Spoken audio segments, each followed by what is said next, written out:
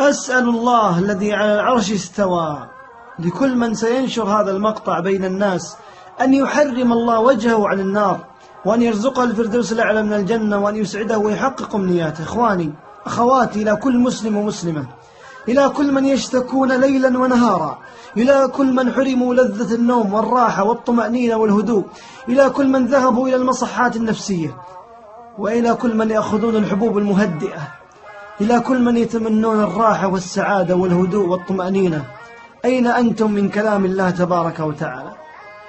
أين أنتم من التمسك بكلام رب العزة جل جلاله وتقدست أسماؤه؟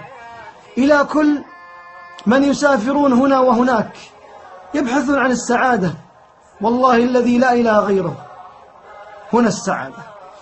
اقرأ القرآن بقدر ما تريد من السعادة، على قدر تعلقك بكلام الله تتعلق بك السعادة، على قدر ابتعادك عن هذا الكتاب تبتعد عنك السعادة.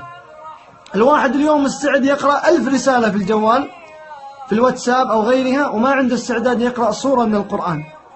يقول يا أخي عندي هم. كثير من الأخوات والإخوان يشتكون من الهموم والقلق والأحزان، كثير من الناس يعانون من الأسحار والحسد والعين، كم من الناس الآن يشتكون ليلا ونهارا. أين أنتم من كلام الله تبارك وتعالى؟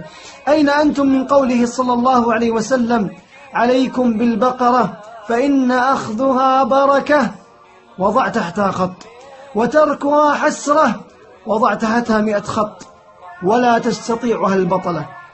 هذه رسالة أوجهها إلى كل من يسمعني: حافظ على البقرة يوميا، يوميا حافظ على البقرة، خذها مني وحافظ يوميا على البقرة، ستجد أن حياتك تغيرت 120 درجة. عليك بالبقرة يوميا، تأخذ منك نصف ساعة. عليك بالبقرة فإن أخذها بركة وتركها حسرة ولا تستطيعها البطلة.